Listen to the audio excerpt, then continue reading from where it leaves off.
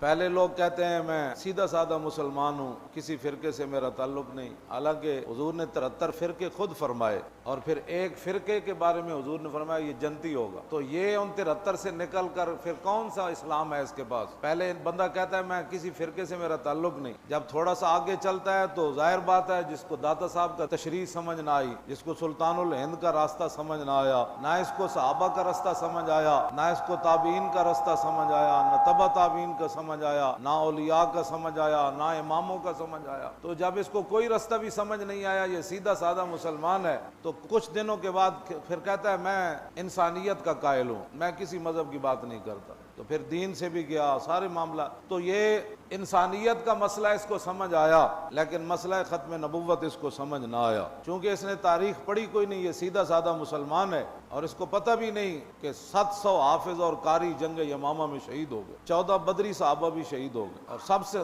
سخت جنگ لڑی صحابہ نے جنگ یمامہ میں مسئلہ ختم نبوت کے اوپر، اور سیدنا صدیق اکبر نے اپنی پوری سلطنت جھونک دی، پوری سلطنت آپ نے جھونک دی، فرمایا سلطنت رہے یا نہ رہے